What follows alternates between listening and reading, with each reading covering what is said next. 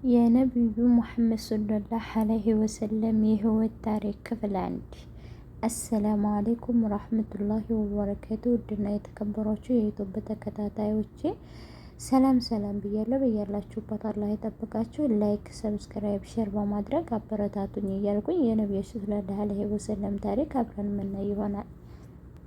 አንቱ የአላህ ወዳጅ፣ አንቱ የሁሉም በላጭ፣ የነቢያቶች መደምደሚያ፣ የድሆች አባት፣ አንቱ የነቢያት መደምደሚያ፣ አንቱ የወንጀለኞች አማላጅ፣ አንቱ የአላህ ወዳጅ፣ አንቱ የአላህ ወዳጅ፣ ነፍሴ ለነፍሰው ፊዳዋ ይሁን። እነሆ እሰውን ለዘመናት ሲናፍቁ የነበሩ ስላንተ ለመስማት በጉጉት እየተጠባበቁ ኡመቶ እስቲ ፍቀዱልኝ፣ ስላንቱ ትንሽ ላጫውታቸው፣ ስላንቱ ትንሽ ላውራቸው፣ ስለ ጣፋጭ ህይወቶ እስቲ ላጫውታቸው፣ እስቲ ፍቀዱልኝ፣ ስላንቱ ልንገራቸው፣ ስላንቱ ላውራቸው። ሁላችንም ተነፍሶቻችን በላይ እንወዳችኋለን። ረሱላላህ ጊዜው ዒሳ ዓለይሂ ወሰላም ታረገ 600 ዓመታት አስቆጥሯል። ዓለም በጨለማ ተውጣለች። የሰው ልጅ ድንቁርናው ከምንም በላይ አይሏል። በዛ ዘመን ዜና በጣም ተስፋፍቶ ነበር። በአረብ ረገዶች በተለያየ በጎሳ መሪዎች የሚመሩ ቢሆንም በተኛው ተደካማው፣ ሀብታሙ ከድሃው፣ ባለ ብዙ ዘመድ ባለ አውታዋሪው እየቀሙ የሚኖሩበት ዘመን ነበር። ዛ ዘመን ስልጡን የሚባል እሳት በማምለክ የዘገጠ አስተሳሰብ ድንቁርና ውስጥ ነበሩ። በዛ ዘመን ሴት ልጅ የተዋረደች ፍጥረት ነበረች። ሴት ልጅ ያለው አባት በነፃነት ተኩዮቹ ጋር በነፃነት የማይቀላቀልበት ዘመን ነበር። አዎ በዛ ዘመን ሴት ልጅ የውርደት መገለጫ ነበረች። ሴት ልጅ የውርደት መገለጫ ናት በማለት ተነነፍሷ የምትቀበርበት ዘመን ነበረ። በዛ ዘመን በተከበረው ካዕባ ቤት ውስጥ 300 መላእክቶች ይመለኩ ነበር። ይህም አላንስ ብሎ የካዕባ ጎብኝቶች ራቁታቸውን በካዕባ ዙሪያ ይዞሩ ነበር። የሰው ልጅ በዚህ በድንቁርና ባህር ውስጥ በመዋለል ላይ ሳሉ አንድ ሰው የመካ ኗሪ እሷም አሚና የምትባል አረባዊ እንስት አብደላህ ከተባለ ህጋዊ ባሏ በመካ ከተማ ጸነሰች። ይሁን እንጂ አብደላህ ባለቤቱ ነፍሰ ጡር ትሁን እንጂ ተቁረይሾች ነጋዴዎች ጋር ሸቀጥ ለማምጣት ከሀገር ወጣ። ተነጋዴዎቹ ጋር የሚያስፈልገውን አስፈላጊ የሆኑትን ነገሮች እቃዎችን ሸምቶ ሲመለስ መዲና የተባለች ከተማ መዲና ሲደርሱ አብደላህ ትንሽ ተጫጫነው። የንግድ ጓደኞቹም ሸቀጦቻቸውን ይዘው የትም መቆየት ስለሌለባቸው መዲናን ትተው ሊያልፉ ሲሉ እና አብደላህ እዚሁ እኔ ትንሽ እያመመኝና እየተጫጫነኝ ስለሆነ እዚሁ አጎቶች ጋር የተወሰነ እቆያለሁ በማለት እነሱን ሸኝቶ እዛው መዲና ውስጥ ቀረ። እነሱም ሸቀጣቸውን ይዘው ወደ መካ ጉዟቸውን ቀጠሉ። በመጨረሻም አብደላህ የአብራኩን ክፋይ ሳያይ ዱንያን በመዲና ከተማ አብደላህ ዱንያን ተሰናበተ። ወራት በወራት እየተተካኩ የአሚናት መውለጃዋም ጊዜ ደረሰ። ምንም እንኳ አሚና ባልተቤቷ በመውለጃዋ ጊዜዋ ተጎና ባይኖርም የአሚናን መውለዷን የሚጠባበቁ የባሏ ወንድሞች ነበሩ። በእንክብካቤ አቆይተዋታል እና ሰኞ ቀን ሲጠባበቁት የነበረው ሰውም በሰኞ ቀን ብቅ አለ።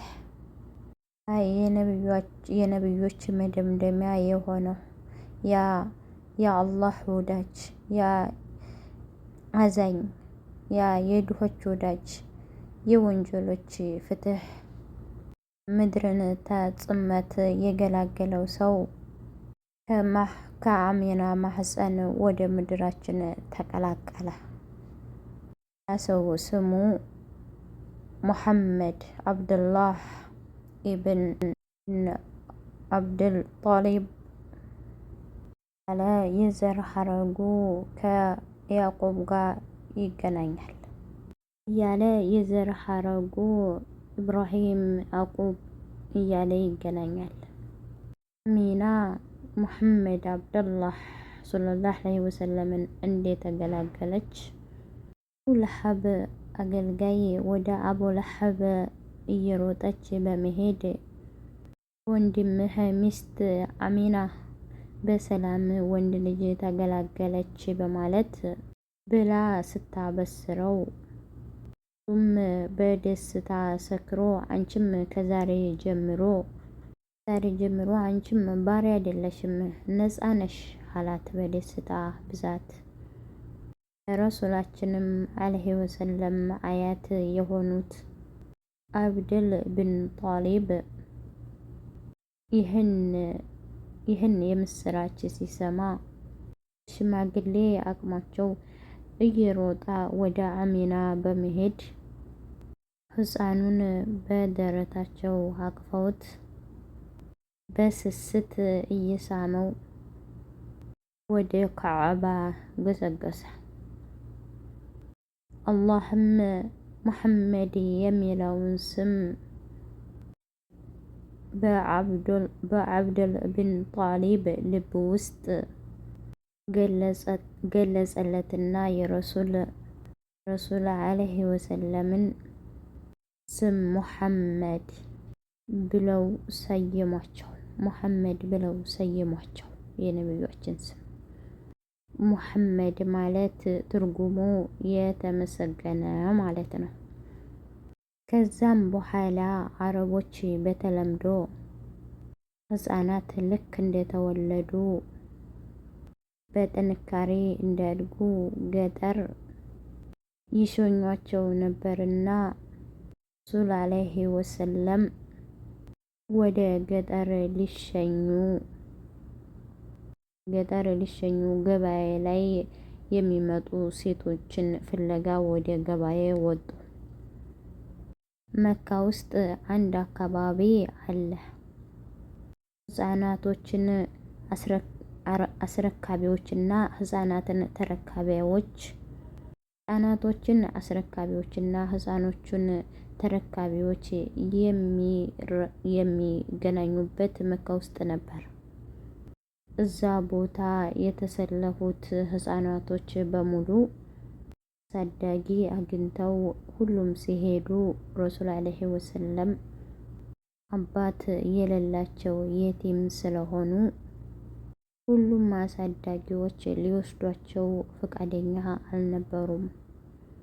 ሁሉም አሳዳጊ ህፃናቶቹን ይዞ ሁሉም ወደ አገሩ ሊንቀሳቀስ ሲል ሐሊማ አሚና ወደ ገበያ ስትሄድ ሁሉም ህፃናቶቹን ይዘው ሲንቀሳቀሱ ባዶ እጅን ስመለስ ይዛቸው ነቢያችን ረሱል ሰለላሁ ዐለይሂ ወሰለምን ከአካባቢ ሰዎች ጋር ጉዞ ጀመረች። ረሱል ዐለይሂ ወሰለምም ልክ ያሳደጋቸውን አገር ሲደርሱ ልክ የድህነት ሀገራቸው እዛ ቦታ ሲደርሱ አሚና ቤት በጥጋብ በደስታ የአሚና ቤት ተሞላ። ሐሊማ ቤት ታይቶ በማይታወቀው እዚህ ሁኔታ ረሱል ዐለይሂ ወሰለም እዛው ገጠር ውስጥ አድገው ከህፃናት ለመጫወት ከዕለታት አንድ ቀን ረሱል ዐለይሂ ወሰለም ከጥቢ ወንድማቸው ከሐሊማ ልጅ ጋር ለመጫወት ተቤት ትንሽ ራቅ ብለው ሳለ ሁለት መላእክት በሰው ተመስለው መጡ። ረሱል ዐለይሂ ወሰለምም ወደ ዳር መጧቸውና ደረታቸውን መሰንጠቅ ጀመሩ። ይህ ሁሉ ሲሆን የረሱል የጠቢ ወንድማቸው በቅርበት እየተከታተለ ነበር።